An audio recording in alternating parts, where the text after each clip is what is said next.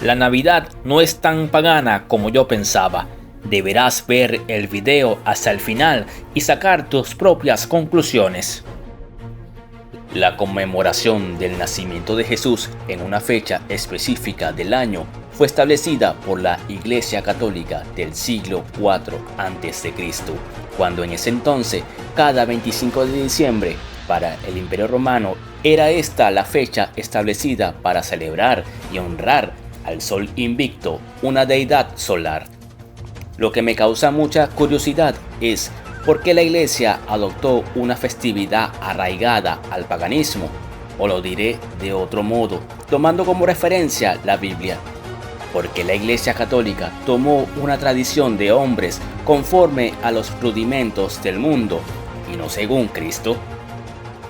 ¿Es que acaso al celebrar esta festividad del nacimiento de Jesús cada 25 de diciembre glorifica realmente a Dios?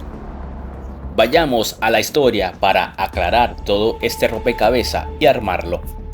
En los primeros siglos, el Imperio Romano conmemoraba el renacimiento del Sol en el solsticio de invierno, marcando el momento en que los días comienzan a alargarse después del período más oscuro del año. Esta festividad a menudo estaba vinculada al culto del emperador como una reencarnación del Sol Invicto. Este dios fue muy favorecido por los emperadores romanos que siguieron a Aureliano y apareció en las monedas acuñadas hasta la llegada de Constantino. El culto al sol fue continuo desde el primer rey de la antigua Roma hasta la institución del cristianismo como la única fe del imperio. Sin embargo, la fiesta del Sol Invicto llegó a su fin mediante el Edicto de Tesalónica de Teodosio I, en el cual se estableció que la única religión del Estado sería el cristianismo niceno, prohibiendo con ese edicto las otras religiones existentes.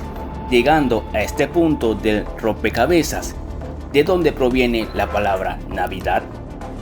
Navidad significa nacimiento, y muchos afirman que se refiere particularmente al nacimiento del Sol Invicto que se celebraba cada 25 de diciembre. Hay muchos que afirman que es un rotundo error atribuir la palabra Navidad al nacimiento de Jesús, ya que en ninguna parte de la Biblia se menciona la fecha exacta del nacimiento de Jesús. Esta fecha era muy popular entre los romanos cristianos de la época al tratarse de la fecha del nacimiento del sol. Fue por ese entonces que las celebraciones del imperio se empezaron a reemplazar por las celebraciones cristianas.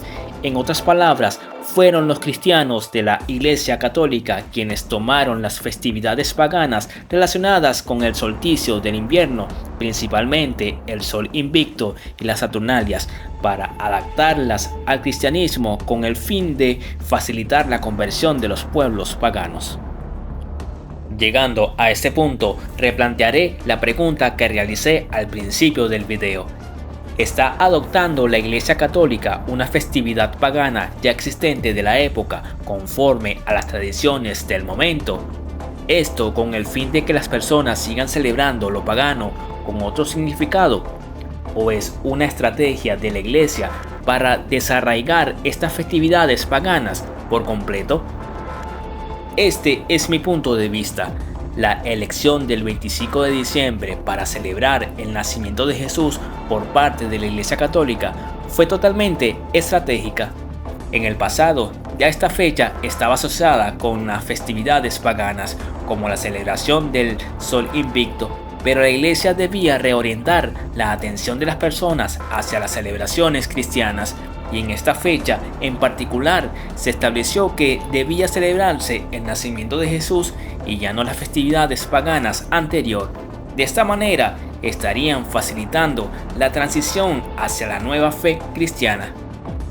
Independientemente de que aparezca o no la fecha de nacimiento de Jesús en la Biblia, el punto principal de su propósito no se encuentra en su nacimiento, sino en el plan de salvación de Dios, que por medio de su Hijo podemos tener una esperanza de salvación y redención. Esto es lo que debemos celebrar y agradecer diariamente en nuestro corazón, que por medio de Jesús tendremos vida eterna.